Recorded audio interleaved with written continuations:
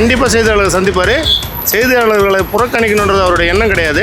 களத்தில் சந்திக்கிறாரு இல்லையா, அவர் மீட் பண்ணல அவ்வளோதான். பட் எல்லா வேலையும் செஞ்சுருக்கிறாரு இல்லையா. எவ்வளோ பேர் ப்ரெஸ் மீட் கொடுத்துட்டு பண்ணாத போயிருக்கிறாங்க. கரெக்ட் தானுங்க. பட் அவர் அப்படி இல்லை. மீடியாவில் காமிக்க மாட்டார் எங்கள் தலைவர், செயலில் காமிப்பார். மீடியாவில் தான் எல்லாம் சொல்லணும், அதை தெரிஞ்சுக்கணும் அப்படின்றதுலாம் ஒன்றும் இல்லை. வெளில வந்து இப்போ செய்வார்ல, செயலில் எல்லாமே தெரிஞ்சுப்பாங்க. தமிழ்நாட்டில் அவர் ரொம்ப ஆக்ஷன் எல்லாம் அப்பத்துக்கு அப்பயே எடுத்தாருங்க. ரொம்ப நல்லது தான் பண்ணுறாரு. இனிமேலும் நல்லது தான் பண்ணுவார். இன்னும் 15 வருஷம் இல்லை 20 வருஷம் ஆனாலும் அவர் தான் இருப்பார் ஆட்சியில். நேற்று டெல்லி புறப்பட்டார்.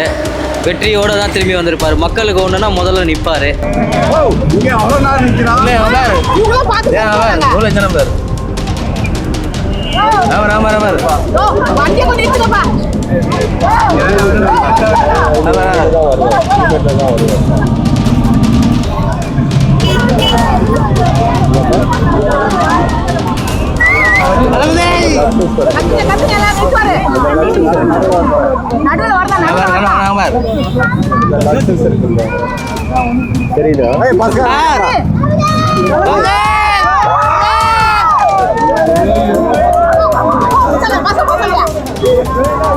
ஐயோ போயிட்டாரப்பா.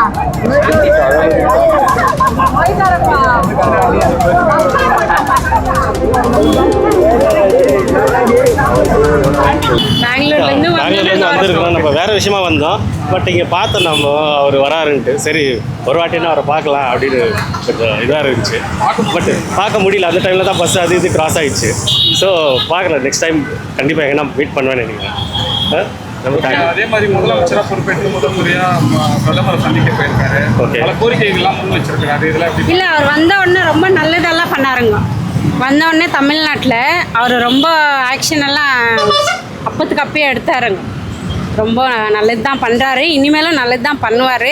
இன்னும் 15 வருஷம் இல்லை 20 வருஷம் ஆனாலும் அவர் தான் இருப்பார் ஆட்சியில்.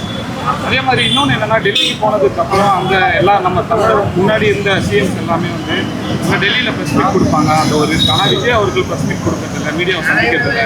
இதெல்லாம் எப்படி பார்க்குறீங்க? பட் அவர் களத்தில் சந்திக்கிறாரு இல்லையா, அவர் மீட் பண்ணல அவ்வளோதான். பட் எல்லா வேலையும் செஞ்சுருக்கிறாரு இல்லையா. எவ்வளோ பேர் ப்ரெஸ் மீட் கொடுத்துட்டு பண்ணாத போயிருக்கிறாங்க. கரெக்ட் தானுங்க. பட் அவர் அப்படி இல்லை, கொடுக்கல அவ்வளோதான். பட் எல்லா வேலையும் நடந்துன்னு இருக்கு. அவர் சொல்லாமே நிறைய செய்கிறார். அதெல்லாம் கிரேட். நல்லா இது அப்படியே தொடரணும்னு நினைக்கிறோம். இல்லை, சொல்லாமே அதிகமாக செய்வார்.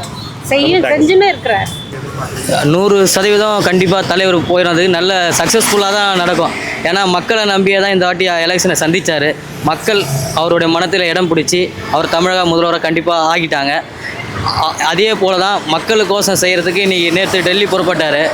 வெற்றியோடு தான் திரும்பி வந்திருப்பார். மக்களுக்கு ஒன்றுனா முதல்ல நிற்பார்.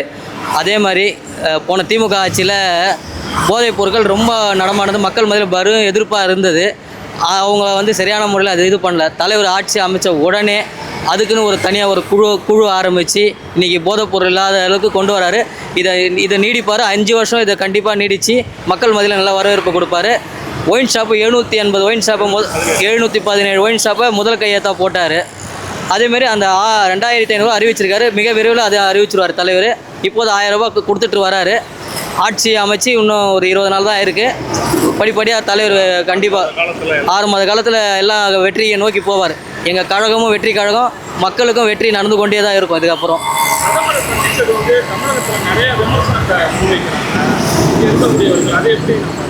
விமர்சனங்கள் வந்து எதிர்கட்சிகள் எப்பவும் வைத்துன்னு தான் இருப்பாங்க. மக்களுக்கு ஒரு நன்மை நடக்கணும்னா அதை ஏற்றுக்க மாட்டாங்க. ஏன்னா அவங்க எதிர் அமைச்சா எதிர்கட்சி தப்பான முறையில் இது பண்ணால் தான் அவங்க ஆட்சி இது பண்ண முடியுன்றது விமர்சனம் வச்சு கொண்டு தான் இருப்பாங்க. தலைவர் வெற்றியை நோக்கி சென்றுனே இருப்பார். மக்கள் மத்தியிலும் எப்பவுமே வெற்றி தான் எங்களுக்கு. பிரதமராக சந்திச்சா ஒவ்வொரு முதலமைச்சரும் வந்து தமிழக இல்லத்தில் வந்து செய்தியாளர் சந்திக்கிறது வந்து மரபு. அதை விஜய் அவர்கள் தவிர்க்கிறாரு, முதலமைச்சர் விஜய் தவிர்க்கிறாரு. அதுக்கான காரணம் என்ன தெரியப்பட்டு செயல் தான், எல்லாமே செயல் தான். மீடியாவில் காமிக்க மாட்டார் எங்கள் தலைவர், செயலில் காமிப்பார். பத்திரிகையாளர் சந்திப்பில் தான் விளக்கணும்னு அவசியம் இல்லை. மக்கள் செயலில் காமிப்பார். அதே மாதிரி இன்னொன்று தாவே காட்சிகள் என்ன குற்றச்சாட்டுன்னா, ரீல்ஸ் ஆட்சின்னு சொல்லிட்டு இருக்காங்க. இன்ஸ்டாவில் ரீல்ஸ் போட்டு ஜெயிக்கிறாங்க. இப்போ வரைக்கும் இன்ஸ்டாவில் ரீல்ஸ் ஆட்சி தான் பண்ணுறாங்க. நீங்களும் மீடியா தான். இப்போ வந்து வெற்றி கழகம் மட்டும் மீஸ் போடல, அனைத்து கட்சியும் தான் போடுறாங்க, அனைத்தும் தான் பார்க்குறாங்க.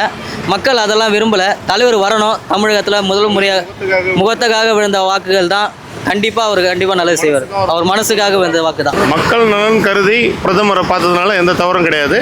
பிரதமரை சந்திச்சாதான் மக்கள் நலன்களை அனைத்தையும் நிறைவேற்ற முடியும்.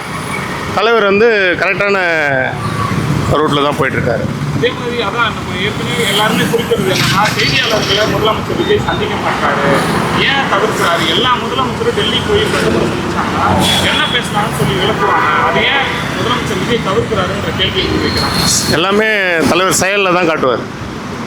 மீடியாவில் தான் எல்லாம் சொல்லணும், அதை தெரிஞ்சுக்கணும் அப்படின்றதுலாம் ஒன்றும் இல்லை. வெளில வந்து இப்போ செய்வார்ல, செயலில் எல்லாமே தெரிஞ்சுப்பாங்க. ஆனால் செய்தியாளர் செயல்பாடுகள் எல்லாம் சூப்பராக இருக்கும், அருமையாக இருக்கும். செய்தியாளர்களை சந்திக்கிறது ஒரு கடமை தான், அதையும் பண்ணணும்ல. இது வரைக்குமே செய்தியாளர்களை சந்திக்கலையே தலைவர். எல்லாமே செயல் தானே, அதெல்லாம் ஏற்றுக்கும் போது இதையும் நீங்கள் ஏற்றுக்கணும். சந்திப்பார், மிக விரைவில் நல்ல ஒரு செய்தியோடு சந்திப்பார். அதே மாதிரி இப்போ நிறைய பேர் என்ன சொல்கிறாங்கன்னா, காதை காட்சி இன்ஸ்டா ரீல்ஸ் ஆட்சின்னு சொல்லிக்கிட்டு இருக்காங்க. மக்களுக்கு வந்து ஏதாவது இன்னும் நிறைய நன்மைகளை செஞ்சுட்டு அவர் சொன்னதெல்லாம் செஞ்சுட்டு கண்டிப்பாக செய்தியாளர்களை சந்திப்பார். செய்தியாளர்களை புறக்கணிக்கணுன்றது அவருடைய எண்ணம் கிடையாது. இன்னும் நிறைய செஞ்சுட்டு நான் செஞ்சதை அதுக்கப்புறமா மீடியாவுக்கு கொடுப்பார். ஆமாம், நிறைய விஷயத்த கொடுப்பார். நீங்கள் அதை பற்றி கவலைப்படுவீங்க, உங்களுக்கு நிறைய இருக்குது. நீங்கள் கடந்த ஆட்சியில் பல சட்டம் ஒழுங்கு சீர்கேடு அது இதுன்னு சொல்லிட்டு இருக்கீங்க. ஆனால் தமிழக வெற்றிக்கழக ஆட்சி வந்து 15 நாட்கள்லேயே பல கொலைகள், நிறைய பெண்களுக்கு எதிரான வன்கொடுமைகள் நடந்ததுலாம் சொல்லி நிறைய பேர் குற்றச்சாட்டுகளை முன்வைக்கிறாங்க. இதெல்லாம் எப்படி நம்ம அதுக்கெல்லாம் உடனே சட்டம் பதில் சொல்லிகிட்டு இருக்குது. சட்டம் தன் கடமையை செஞ்சுட்டு இருக்கு.